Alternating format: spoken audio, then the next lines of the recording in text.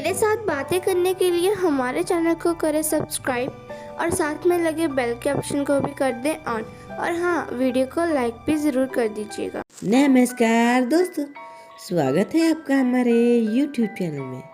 दोस्तों, आज की कहानी देवर और भाभी के बीच में है। कहानी बहुत ही इंटरेस्टिंग होने वाली है, इसीलिए आप कहानी के साथ अंत तक जरूर बने रहिए। दोस्तों, जब मोहिनी की शादी विजय से तय हो जाती है तो दोनों ही बहुत ही खुश होते हैं, लेकिन अभी तक ना तो विजय ने मोहिनी को देखा होता है और ना ही मोहिनी ने विजय को देखा होता है। इसी वजह से विजय के परिवार वाले फैसला करते हैं कि हम मोहिनी के घर में मोहिनी को देखने के लिए जाएंगे और साथ ही साथ उसका घर भी देख लेंगे और उसके माता पिता से भी अच्छे से मिल लेंगे और बैठ के हम अच्छे से बात करेंगे। और विजय हमारा जो बेटा है वो भी मोहिनी से अच्छे से बात कर लेगा। और यही बात सुनकर सोचकर विजय के घर वाले मोहिनी के घर में चले जाते हैं। लेकिन विजय के घर वाले फैसला करते हैं कि हम सिर्फ और सिर्फ 3-4 जने ही जाएंगे, जिसमें विजय के माता पिता और विजय की एक बहन थी। लेकिन विजय का भाई जो कि मोहिनी का देवर भी बहुत ही जिद करता है मोहिनी के घर जाने से, मोहिनी भाभी से मिलने में। इसी वजह से विजय भी बहुत ही ज़्यादा जिद करने लगता है और अपने माता पिता से कहता है कि मैं भी अपनी भाभी से मिलूँगा, अपने होने वाली भाभी से।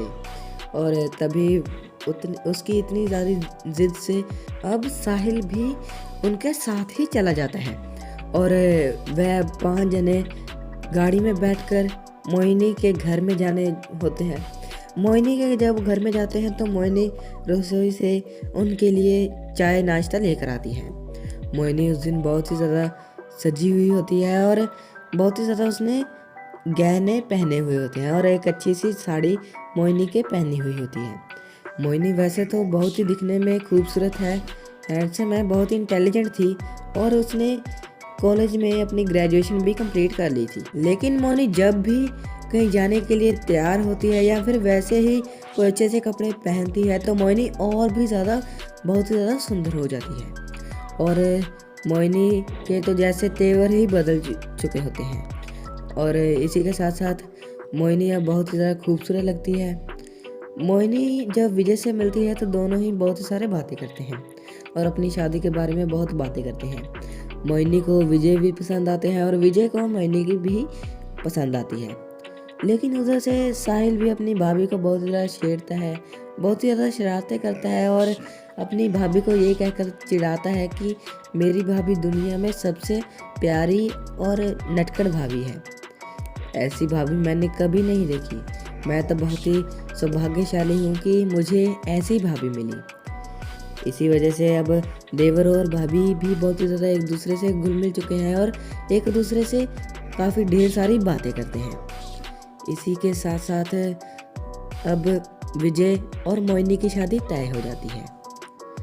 दोनों की शादी थोड़े दिन बाद की ही तय होती है और दोनों अपनी शादी के चलते बहुत ज़्यादा खुश होते हैं। दोनों ने अपनी पिकनिक पर जाने की ट्रिप भी अच्छे से तय कर ली होती है और दोनों अपने परिवार के साथ अपनी शादी के बाद घूमने का जाने का प्लान भी पूरा सेट कर चुके होते हैं।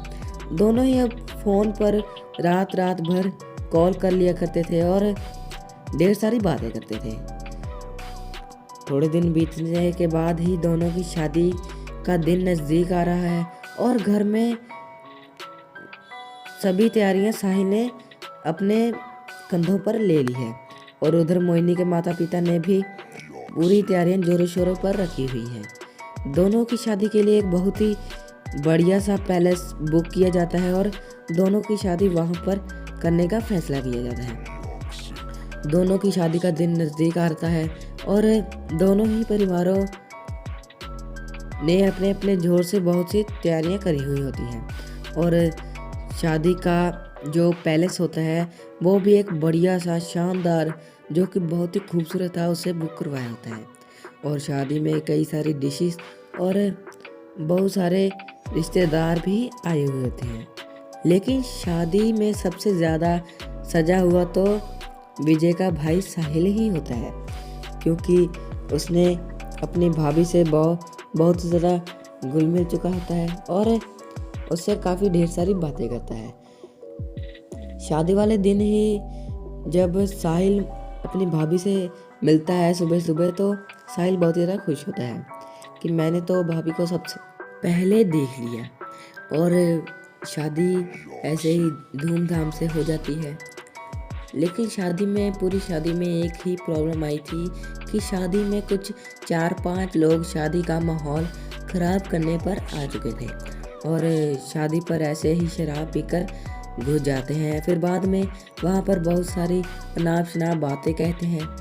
तभी वो बातें मोहिनी का देवर सुन लेता है और वहाँ पर जाकर साहिल उन सभी को डांटता है और 2-2 चमाटे भी लगा देता है। तभी शादी का माहौल इतना ज़्यादा बिगड़ जाता है कि अब साहिल को संभालना बहुत ज़्यादा मुश्किल हो जाता है। साहिल के सर पर बहुत ज़्यादा गुस्सा होता है, उसको बहुत ज़्यादा गुस्सा आया होता है और साहिल है कि विजय का कहा भी नहीं मान रहा था। और अब साहिल को बहुत ज़्यादा गुस्सा आ गया था और अपनी मोहिनी भाभी की ऐसी इंसल्ट को देखकर साहिल ने उन 4-5 बदमाशों को खूब पीटा और शादी का माहौल ख़राब होने से बचाया, क्योंकि वह पता नहीं ना जाने क्या अनाप शनाप ऐसे ही कुछ भी अपने मुंह से कह रहे थे। लेकिन तभी साहिल भी शांत होता है और तभी धूमधाम से शादी होकर विजय और मोहिनी घर पर आती है और मोहिनी अपने देवर जी को भी खूब डांटती है कि ये आपने क्या कर दिया। लेकिन देवर अब बहुत ज़्यादा शांत स्वभाव का हो जाता है और वह कहता है कि नहीं भाभी, वो कुछ ऐसे ही थे गुंडे जो ऐसे ही कुछ भी शादी का माहौल बिगाड़ने आए थे और पता नहीं ना जाने आपको कुछ ऐसे ही गलत बोल रहे थे। तभी मैंने सुना और उनको एकदम से पीट डाला। और इससे भाभी मोहिनी सुनकर काफ़ी ज़्यादा खुश हो जाती है और मोहिनी कहती है कि अच्छा किया देवर जी आपने। तभी भाभी के मुंह से ये सब बातें सुनकर अब साहिल भी बहुत ज़्यादा खुश हो जाता है। लेकिन तभी वह बात को पलट देता है और उसी रात भाभी और देवर और सभी घर वाले एक दूसरे के साथ बहुत ज़्यादा मस्ती करते हैं और एक दूसरे से काफ़ी ढेर सारी बातें करते हैं। और इसी के साथ साथ शादी अच्छे से धूमधाम से हो जाती है और अब विजय और मोहिनी भी अपने घर, अपने जो उनका अपना घर था वहाँ पर आ चुके थे और अब अपनी ज़िंदगी में वह दोनों बहुत ज़्यादा खुश थे। तो दोस्तों, यही थी आज की एक छोटी सी कहानी। आशा करते हैं कि आपको ये कहानी पसंद आई होगी। ऐसी ही कहानियाँ सुनने के लिए आप हमारे चैनल को सब्सक्राइब करें, साथ में लगे बेल के ऑप्शन को भी ऑन कर दें ताकि हमारी हर एक लेटेस्ट कहानी आप तक आसानी से पहुंच सके। तो दोस्तों, मिलते हैं एक और नई ऐसी ही इंटरेस्टिंग कहानी के साथ। तब तक के लिए धन्यवाद।